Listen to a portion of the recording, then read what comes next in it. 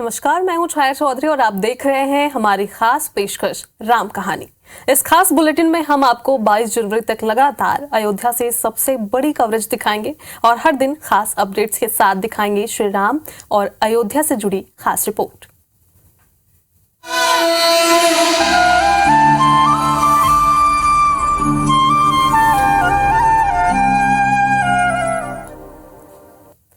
तो सबसे पहले हेडलाइन से शुरुआत करते हैं राम कहानी की। अयोध्या राम जन्मभूमि में प्राण प्रतिष्ठा के अवसर पर गीता प्रेस करेगा 10,000 अयोध्या दर्शन किताबों का वितरण किया जाएगा। प्रसाद के तौर पर खास आमंत्रित अतिथियों को अयोध्या दर्शन किताब का वितरण किया जाएगा। राम मंदिर प्राण प्रतिष्ठा के पहले अयोध्या के रेलवे स्टेशन का नाम बदल दिया गया है। अब स्टेशन का नाम अयोध्या धाम जंक्शन होगा। सांसद लल्लू सिंह ने ट्वीट कर इसकी जानकारी दी है और ट्वीट में पीएम मोदी का आभार भी व्यक्त किया है। अयोध्या इंटरनेशनल एयरपोर्ट का भी नामकरण कर दिया गया है। सूत्रों के हवाले से खबर है कि अयोध्या एयरपोर्ट का नाम महर्षि वाल्मीकि अंतर्राष्ट्रीय हवाई अड्डा होगा।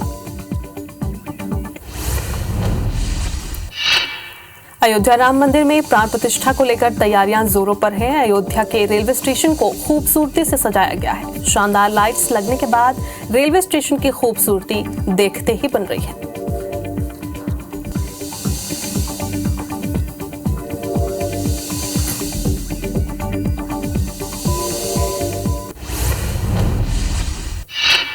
तो चलिए अब विस्तार से आपको राम कहानी बताते हैं। अयोध्या में राम मंदिर प्राण प्रतिष्ठा कार्यक्रम को लेकर युद्ध स्तर पर तैयारियां चल रही हैं। दुनिया भर के राम भक्त राम मंदिर उद्घाटन को लेकर उत्साह से भरे हुए हैं। इसी बीच राम मंदिर की प्राण प्रतिष्ठा से जुड़ी एक खास बात हम आपको बताते हैं। प्राण प्रतिष्ठा के वक्त सिर्फ 5 लोग ही गर्भगृह में मौजूद होंगे। अब वो कौन 5 लोग हैं, आइए आपको दिखाते हैं।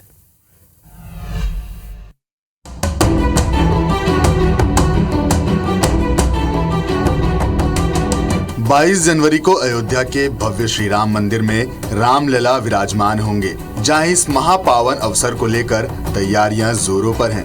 राम भक्त जोश और उत्साह से भरे हैं, तो वहीं प्राण प्रतिष्ठा का कार्यक्रम भी बेहद खास होने वाला है। राम मंदिर में रामलला के प्राण प्रतिष्ठा के समय सिर्फ 5 लोग गर्भगृह में मौजूद रहेंगे।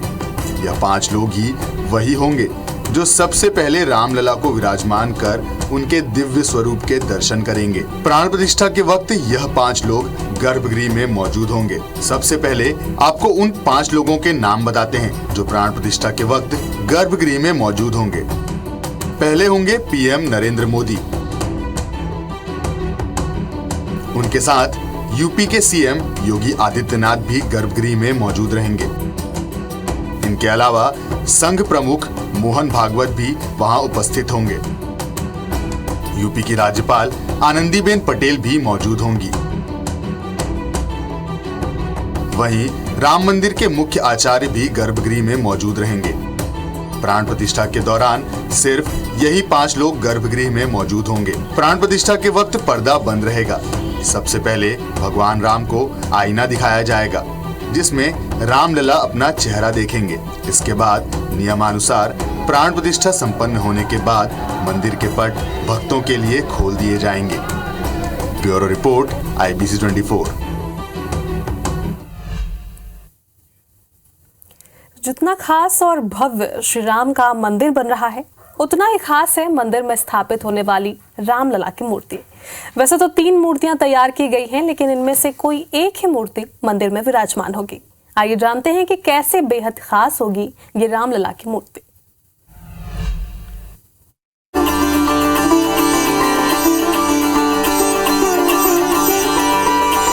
अयोध्या में श्री रामलला विराजमान होने जा रहे हैं। यह पल भारत देश, हिंदुत्व और पूरे सनातन के लिए ऐतिहासिक होने वाला है। राम मंदिर में प्रभु श्री राम की जो मूर्ति विराजमान होने वाली है, वह भी बड़ी ही अलौकिक होगी। अगर आपको मूर्ति के स्वरूप के बारे में बताएं, तो रामलला की मूर्ति बाल स्वरूप में होगी। मूर्ति में साहस और मर्यादा की झलक दिखेगी। इसमें नटखटपन नहीं दिखेगा। खास बात यह है कि मंदिर में विराजने के लिए 1-2 नहीं, बल्कि 3 मूर्तियां बनाई जा रही हैं। 3 में से किसी एक मूर्ति का ही चयन होगा जो 22 जनवरी को राम मंदिर के गर्भगृह में विराजमान होगी। इस बात का फैसला 29 दिसंबर को होगा कि आखिर मंदिर में कौन सी मूर्ति विराजमान होगी। श्री राम जन्मभूमि तीर्थ क्षेत्र ट्रस्ट इसका चयन करेगा। चयन में IIT के विरासत विज्ञान विभाग के विशेषज्ञों की भी मदद ली जाएगी। आपको बता दें कि तीनों मूर्तियां अपने आप में बेहद खास हैं। इनमें से एक सफेद संगमरमर की है।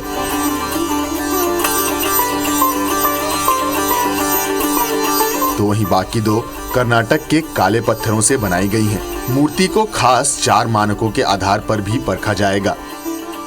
बाल स्वरूप मूर्ति में साहस, गंभीरता, मर्यादा का भाव दिखना चाहिए। प्रभु श्री राम की निश्चल मुस्कान दिखे, उसमें बाल कृष्ण जैसा नटखटपन ना हो। उनकी आंखों में दैवीय सहजता और गंभीरता हो। वहीं श्री राम का हाव भाव अलौकिक और मन की शांति दर्शाने वाला होना चाहिए। इन 4 मानकों के आधार पर 3 में से किसी एक मूर्ति को चुना जाएगा जो 22 जनवरी को भव्य श्री राम मंदिर के गर्भगृह में विराजमान होगी। Bureau report, IBC 24।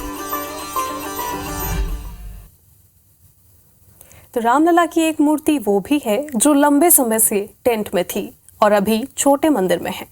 Ram ji इस रूप में लंबे समय से मंदिर स्थल के बाहर विराजमान है। मंदिर को लेकर आंदोलन भी हुए और सैकड़ों वर्ष बीत गए, लेकिन श्री राम वहीं टेंट में रहे। तो अब जब श्री राम का भव्य मंदिर बन रहा है तो इस पुरानी मूर्ति का क्या होगा, ये चर्चा का विषय है।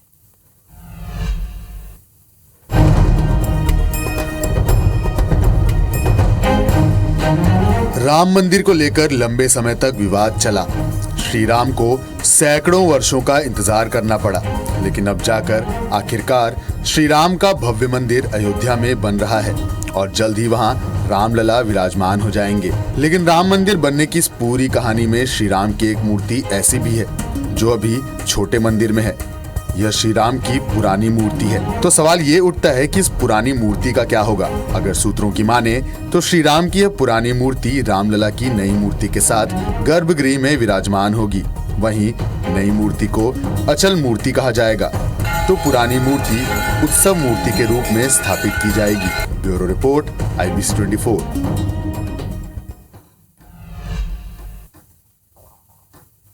श्री राम का छत्तीसगढ़ से बेहद खास नाता है।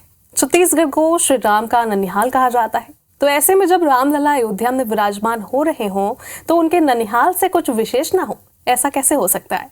श्री राम के अयोध्या में विराजमान होने पर छत्तीसगढ़ ने भी खास तैयारियां की है।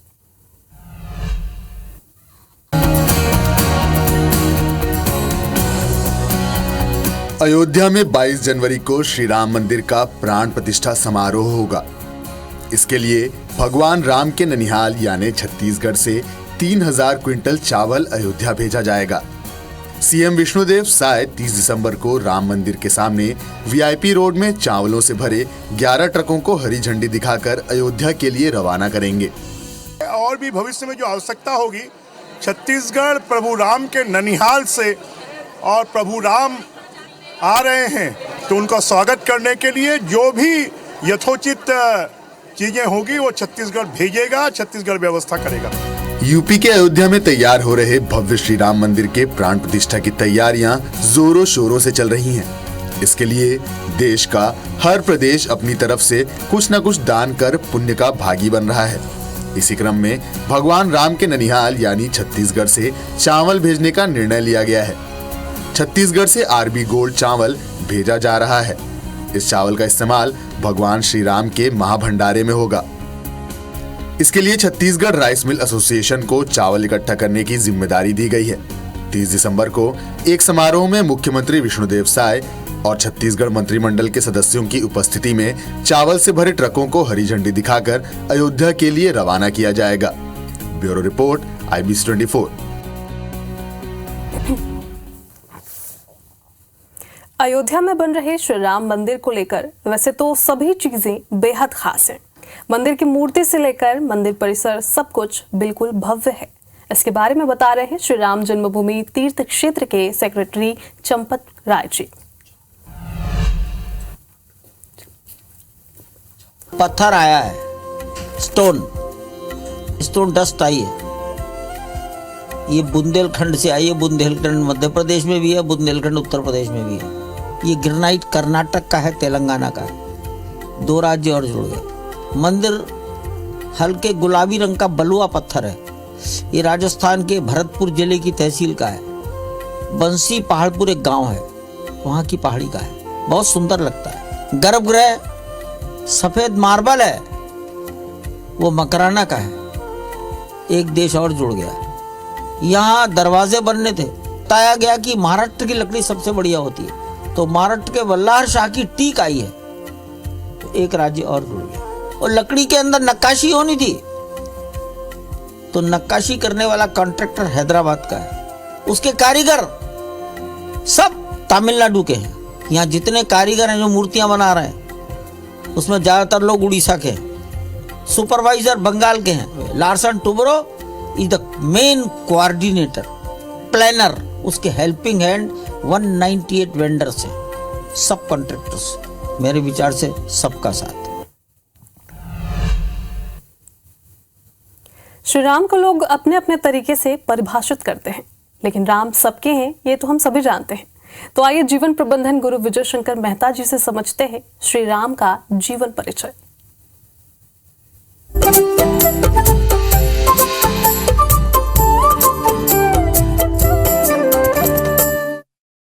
गुरु वशिष्ठ जी स्वयं ये सूचना देने राम जी के कक्ष में गए कि राम, तुम्हें कल राजा बनना है, तो राम करहूं सब संयम आजू।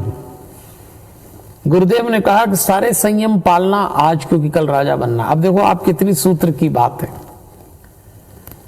धर्म सत्ता राज सत्ता को समझा रही है कि संयम पालना। आज के राजनेता सत्ता पर बैठ के सबसे पहले संयम ही छोड़ते हैं। राम का नाम लेने वाले लोग भी कुछ ऐसा आचरण करते हैं कि दुख होता है। एक घटना और घटती है, इसको संशय की एक रात कहते हैं। राम जी को जब पता लगा कि कल राजा बनना है, तो राम जी थोड़ा घूम रहे थे। तो सीता जी ने एकांत में उनसे पूछा, राघव क्या बात है, आप कुछ चिंतित दिखते? इतनी बड़ी घोषणा हो गई, कल आप राजा बन जाएंगे, मैं राजरानी हो जाऊंगी। तब राम ने कहा था, सीते मुझे ये राज तिलक असहज लग रहा है। हम चारों भाई एक साथ पैदा हुए, एक साथ बड़े पले, अकेला मेरा राज तिलक। तो सीता जी ने कहा था, इसमें नई बात क्या है? रघुवंश में ज्येष्ठ पुत्र का राज तिलक होना स्वाभाविक है, आपका भी हो रहा है, आप असहज क्यों हैं? तब राम ने कहा था, मैं असहज इसलिए हूं सीते कि जब विश्वामित्र जी मुझे और लक्ष्मण को लेकर वन में गए, तो मैंने देखा था कई कातर वाणी आज भी मुझे सुनाई दे रही है। रावण ने बहुत अत्याचार कर रखा है, और रावण जैसी संगठित शक्ति को, शत्रु को राजमहल में बैठकर तो नहीं निपटाया जा सकता। कुछ युद्ध मैदान में आके ही लड़ना पड़ते हैं, कुछ अभियान जन सामान्य को अपने साथ जोड़कर ही पूरा करने पड़ते हैं। सीता, मुझे राजमहल से निकलना होगा। तब सीता ने कहा था, ये कौन सी बात हुई? आप सब कुछ छोड़ के जाना चाहते हैं वन को, तो फिर हमारा क्या होगा? मेरे भी अपने स्वप्न हैं, मैं राजस्त्री हूं, कल हमारे बच्चे होंगे। अब यह देखिए, इसको संशय की रात क्यों कहते हैं? हर पति पत्नी के बीच ये बात एक बार जरूर घटती है। पत्नी यानी स्त्रियां भावनाओं में रहती हैं, और पुरुष अधिकांशतः कर्तव्य की बात करता है। और यहीं से ये संशय की एक रात, ये कर्तव्य और भावना की बहस श्री राम और सीता में भी हो गई थी। लेकिन जब राम ने कहा, सीते जब तुमने मेरा वरण किया तो तुम जान चुकी थी मेरा जीवन सार्वजनिक होगा, मेरे लक्ष्य सब के हित के लिए होंगे। और सीते, इस संसार में कुछ लोग जन्म ही इसीलिए लेते हैं कि दूसरों का भला करें। तुम्हें मुझे समाज को देना पड़ेगा।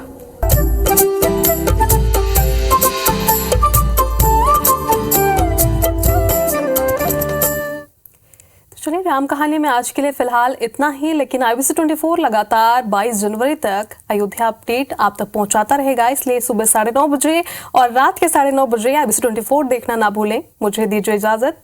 जय श्री राम।